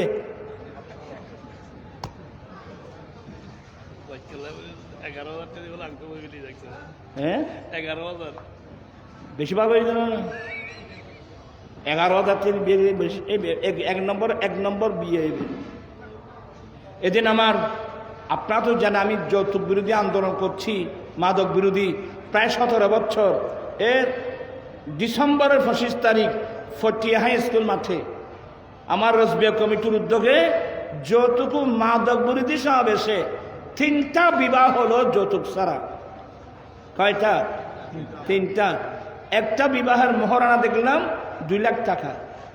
আমি তাকে ধন্যবাদ দিয়েছি, তাকে মোবারকবাদ দিয়েছি। কারণ ফারুক আজম বলতেন, বেশি মোহরানার মধ্যে যদি লাভ থাকতো, তা আমার নবীর চেয়ে লাভ বেশি বুঝে সে আবার কে? এগুলো দুগাবাজি, লৌকিকতা, লোক দেখানো। উত্তরায় 20 লাখ টাকা দিয়ে 30 লাখ টাকা দণ্ড করবো না, মানে মান সম্মান বাড়ি গিয়ে গেছিল। উগ্রহণ হবে শুধুমাত্র নগদ যা স্বর্ণ দিয়েছে এই স্বর্ণটা যদি বাজার মূল্যে যা দাম আছে ইন নদ তো আরে যা তো 20 লাখ টাকা হামিন 2 লাখ টাকা উসুল আচ্ছা এই যে 2 লাখ টাকা উসুল কিরু দিউছে খজুর স্বর্ণ আজ তুমি স্বর্ণ খবরই দিবে খজুর ফাঁসবনি আজ ফাঁসবরি স্বর্ণের দাম কত হবো আর না মাথে ফাঁসবরি স্বর্ণের দাম তো 5 লাখ টাকা তুই 2 লাখ টাকা উসুল কি রূপ দিও দে এ দুকাবাজি এড়ও করবি না এই খনসিলে তোমার সমস্ত স্বর্ণ যেগুলো দিয়েছে এগুলো নগদ মোহরানা যা দিয়েছে বর্তমান বাজার মূল্যে যা আসবে এগুলো ওই 20 লাখ যে মোহরানা আপনি লিখছেন ওখান থেকে কি যাবে উসুল যাবে এটাই মূল মোহরানা আর বাকিগুলো হতে দিবি আল্লাহ জানে না বউর কদমত ধরে মাপটাপ সাহেব ফেলাই বেরিয়ে না হায় হায় হায় হায় আমাদের দেশের মেয়ে বলে সরল বলে তো আপনি বিয়ে করতেছেন আপনি আরব স্থানে যান মক্কা শরীফের মদিনা শরীফে যান এরা আরব স্থানের মহিলারা সচেতন আপনি মোহরানা না দিলে আপনি হাতে টানতে পারবেন না সে বলে দিবে ইতফা হগ্গি ইতফা হগ্গি এবার হক কি আর কি তারা উচ্চারণ নিলে দেবে ইতফা হগ্গি আগে আমার হক আদায় করো আরব স্থানের মহিলা সচেতন আর এগুলো বেকুল মিখে এরা বাইক কেলো জারি ভাই হোক আমি বিনয়ের সাথে বলবো আপনি যে 20 লাখ টাকা মোহরানা লিখতেছেন যদি আপনার নিয়তের মধ্যে যদি এটা থাকে তো রোহিঙ্কি ধ্যান করেন না সিন্নিসের উগ্র কাম আশ্রয় করে দিলাম এই ইঙ্কি ধ্যান করেন না এ মনোভাব নিয়ে যদি আপনি সিন্নিসের করেন আপনি বড় দুঃখবাস এ বিয়ে শুদ্ধ হবে না এ বিয়ে শুদ্ধ হবে না আজকে আমি 17 বছর ধরে যুদ্ধ করতে করতে করতে করতে সব তথ্য আমার হাতে আসে আমি 2 হাত করে জোরে করে বলবো এখানে আমার বাচ্চার বয়স্ক অনেক মুরব্বী আছেন অনেক সময় কথা বলতো নিজের কাছেও কি লাগে আপনি কেন ধোঁকা দিচ্ছেন আপনি যা দিবেন নগদ দিয়ে দেন হাত যদি অর্ধেক দিয়েছেন বাকিগুলো স্ত্রীর অ্যাকাউন্ট করে অল্প অল্প করে ওনাকে কি ওনার টাকাগুলো কি করবেন আসলে আয় হইতেন বেলি বেশি এনে নদের জন্য হিসেব বই গেলি মোরানা তুম 3 ডবল গেইব বধুদ্রী বেকলে ইনা কইতেন না সাহায্যের করলে করে আবার তোমার গাছ জুড়ি বইতে হবে এই যে কোরবান আসলো কোরবান আসলে ঘরের মধ্যে সবাই বসে হ্যাঁ কোরবান আসছে তুমি কোরবান করবা বউর কইবে তো কোরবান তুমি আরো তো ওয়াজিব তোমার কোরবান আরো তো ওয়াজিব না শরীয়তের মশলাগুলো জানতে হবে আমার ওয়াইফের কোরবানি আমার উপর কিনা ওয়াজিব নয় তোমার কোরবানি করবো বলে আমার টাকা কই বলে তুই আর কাছে মৌরানা ভাইবে তো এ তো ডিম দে রে গইয়ে ইন্দে কাটিতে আবার বেশি কাটিতে না বাঘ আবার সাই সুযোগ পাইলি বাঘে যা হচ্ছি তা 1 নম্বর 2 নম্বর আপনি হজে যাচ্ছেন আমি হজে যাচ্ছি আমি কি আমার ওয়াইফকে ফেলে যাব স্ত্রীর মধ্যে একটা স্বামী স্ত্রীর মধ্যে একটা মহব্বত আছে না যারা ভালোবাসে আর ওয়াইফকে ফেলে আর ফেলে দেয় আর বেটো এই লন্ডন দাম দেয় আর বেড়ো লগে বুঝছো না ইবি বুঝে দে আমি হতে যাচ্ছি তুমি যাবে বলে আয় হতে হাত তো বসে আছে না বলে হাত তুমি মোরা না ভাইবে তো কইলে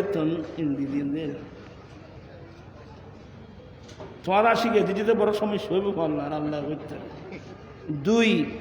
2 নম্বর মোহরানা 1 মোহরানা কত মোহরানা গিয়ে করতে না আমার ভাইয়েরা আমার ওয়াইফ আমার কাছে বাৎসরিক কয়টি কাপড় পাবে তুই বললে কিনিবার সময় আর ভাই তারা ডুবে সরে তো নাইবের সমাজ ওই বাপের বাপ গোটাও গো খাওয়ার গাইড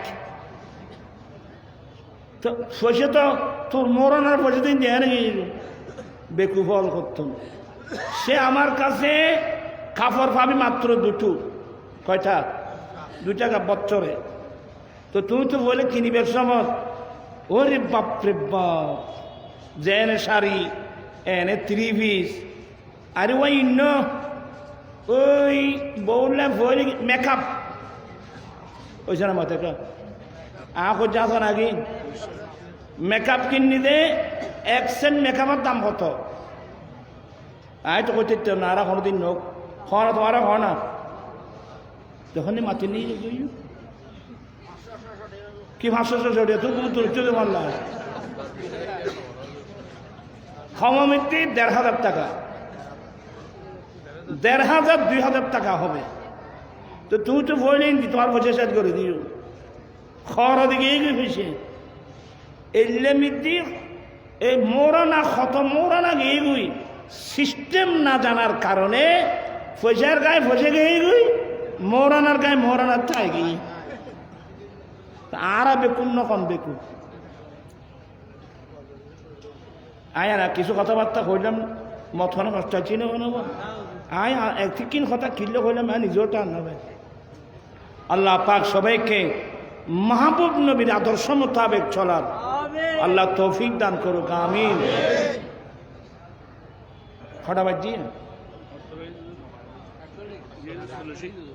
ওই বহুত দেরি কি বাদে এখন দেখবেন যে কক্সবাজার কোনো একটা হোটেলে ফোন করেন ভাই আমার জন্য একটা সিট পাওয়া যাবে বলবে যে এখানে সিট খালি নেই গোটা বাংলাদেশের প্রত্যন্ত অঞ্চল থেকে বড় বড় পয়সাওয়ালার ছেলে মেয়েরা এখন কোথায় কক্সবাজারে লক্ষ লক্ষ টাকার বান্ডিল নিয়ে আপনি মানুষ আমি অনুরোধ জানাবো এখানে তোমরা ছেলেরা যারা আসো আল্লাহ যদি তৌফিক দিয়ে ধরনের টাকা পয়সা হয় তুমি কক্সবাজার দরকার নাই যে টাকাগুলো তুমি কক্সবাজার বালির স্তরে খরচ করে আসতা এই খরচগুলো নিয়ে তুমি একটিবার চট্টগ্রাম মেডিকেলে যাও একটিবার চট্টগ্রাম মেডিকেলে যান চট্টগ্রামের বিভিন্ন হসপিটালে যান আমি বারবার যাই আমার যাওয়ার পিছনে কারণ আছে আপনি নিচতলা থেকে উপরতলা পর্যন্ত একবার গিয়ে যাবেন আর একবার ফিরে আসবেন দেখবেন শত শত নারী পুরুষ স্বামী স্ত্রীকে নিয়ে স্ত্রী স্বামীকে নিয়ে ডাক্তারের প্রেসক্রিপশন নিয়ে বসে বসে কাঁদতেছে কারণ ঔষধ কিনবার পয়সা না ও ভাই হচ্ছে কথা আছে না একটু আপনারা যাচাই বাছাই করেন আমি ইয়াং জেনারেশন এখানে যারা আছো তোমরা সত্যিকার মানুষ যারা আছো মানবতাবোধ যাদের মধ্যে আছে আপনাদেরকে বলছি আর ফসুর মাতৃ হয়ে গেলে তো হবে না ফসু বুঝেন ফসু ফসু বেয়াদি মাফ করবেন চাচা আমরা গরিব ফ্যামিলির ছেলে আমি আমাদের ঘরে গরু ছিল বিয়ে সাহেব গরু ছিল আর বিয়ে তো পয়সারা মানুষ এবার তো গরু টরির ন দেখে আমরা গরিব ঘরের ছেলে আমি জান বলতো বাবা গাইয়রে 1 বালতি এখানে পুরো খাবাই আনো না গাবিকে 1 বালতি পুরো খাবাই আনো আমাদের চিচ্চাঙ্গের বাসা আর কি গাইয়রে 1 বালতি পুরো বা বসি বা হলদি যা ফুটো বিসি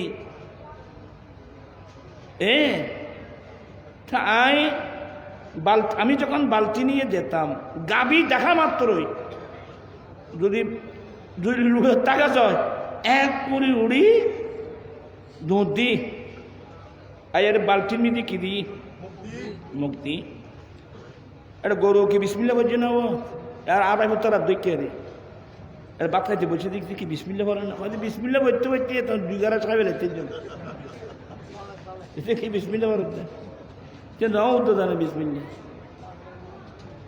গাবি সুখ দিয়ে খাচ্ছে।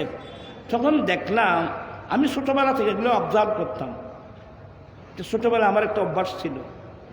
তো গাভীর সঙ্গে বাচ্চা আছে না, বাচ্চাও মার সঙ্গে ওই বালতির মধ্যে মুখ দেওয়ার কি করতো, চেষ্টা করতো। তো বাচ্চা যখন মার সঙ্গে বালতির মধ্যে মুখ দিয়ে খাওয়ার জন্য চেষ্টা করতো, বেশি ডিস্টার্ব হয়ে গেলে গাভী বালতির তুল ফর আইন তুলি এনজরি মারতে পারে। কাকে? বাচ্চাকে। এটার নাম পশুত্ব। আমি কানাকাছি, তুমি কেন ডিস্টার্ব করতেছ? এটার নাম পশুত্ব। মানবতা কাকে বলে? এক্ষুনি আমার আমি জানার কথা বললাম। আমরা গরিব ফ্যামিলির মানুষ, একটু বৃষ্টির মৌসুমে ভিজে ভিজে খের, চুলা জ্বালাতে অনেক কষ্ট।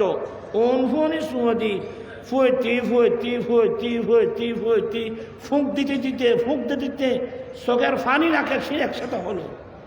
অনেক কষ্ট করে রান্না করলো। রান্না করার পরে সর্বপ্রথম আমরা ছেলেদেরকে খাওয়াইছেন, আব্বাকে খাওয়াইছেন, আদার ঘরের মধ্যে সবাইকে খাওয়াইছেন।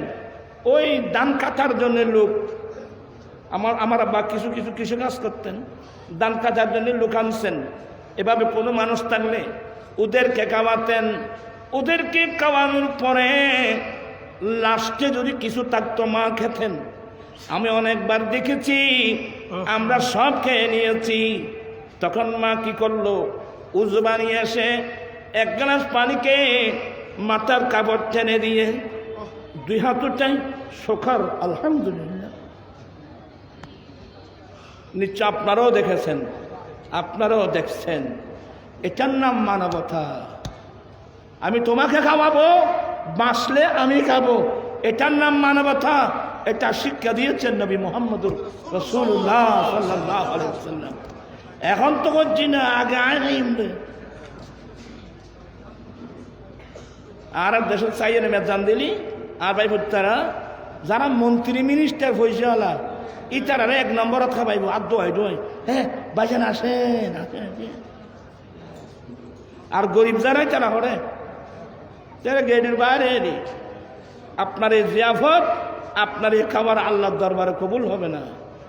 আগে আপনাকে গরিব মিসকিন কাঙ্গাল যাদেরকে আপনারা আগে বসেন, আগে তোমাদেরকে খাওয়াবো, বাঁচলে আমরা খাবো। এই আদর্শকে এখন আমাদের মধ্যে আছে? হযরত আবু হুরায়রা একটা শেষ, আমার নবীর 70 জন গরিব সাহাবা। আবু হুরায়রা মনে মনে এমন খিদে লাগছে, মনে মনে বলছে, আহা আমার দয়াল নবী কখন আসবেন? কারণ তাদের জন্য তো নবী ছাড়া আর কেউ ছিল না। আমার নবী বাড়ি থেকে ঘরে গেলেন। আমাদের আম্মি জানের কাছে জিজ্ঞাসা করলেন, খাবার কিছু আছে? ইয়া রাসূলুল্লাহ, এক পেয়ালা দুধ আছে। বলে দাও না। দুধের পেয়ালাটা নবী হাতে নিয়ে হুজরাত শরীফ থেকে বের হলেন। আবু হুরায়রা দেখতেছেন, বাড়ি খুশি। আমি চাইছি, এটা আমার খিদে লাগছে মারাত্মক। আমার নবী দুধের পেয়ালা নিয়ে আসতেছেন, নিশ্চয় নবী আমাকে দিবেন। সত্যি নবী এনে দুধের পেয়ালাটা আবু হুরায়রাকে দিলেন। আবু হুরায়রা নাও। আবু হুরায়রা বলে, আমি মনে মনে বাড়ি খুশি, খিদে লাগছে মারাত্মক। নবী আমার হাতে দিল। আমার হাতে দুধের পেয়ালাটা দিয়ে আমার নবী কি বললেন, আবু হুরায়রা তুমি এখানে তোমার 69 জন সঙ্গী যারা আছে এদেরকে লাইন ধরে দুধ পান করাই আনো। আল্লাহু আকবার, আল্লাহু আকবার।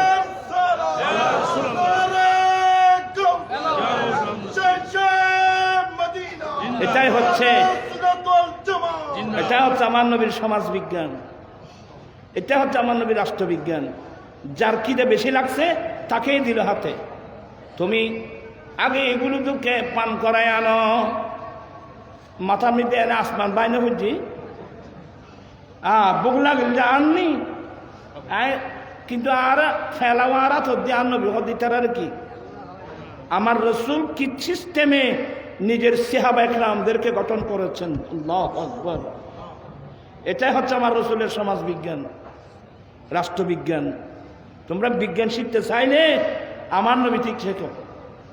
আপনারা যারা এখানে ইংরেজি শিক্ষিত মানুষ, মার্কেটে গেলে একটা বই নিবা, বৈজ্ঞানিক মোহাম্মদ সাল্লাল্লাহু সাল্লাম by Mohammad Nurul Islam, volume number 1, 2, 3, 4। আমার নবী কত বড় বৈজ্ঞানিক, আমার নবীর প্রত্যেকটা কর্ম বিজ্ঞানসম্মত। এই শিক্ষাগুলো না থাকার কারণে আমায় তারা ইউনিভার্সিটির বিজ্ঞান বরাদ দেয়, হঠাৎ বরাদ দেয় বিজ্ঞান ইউনিভার্সিটি। আল্লাহ হেফাজত করুক, আল্লাহ হেদায়েত নসিব করুক। বিজ্ঞান শিখতে চাইলে নবীন শিক্ষণ করুক।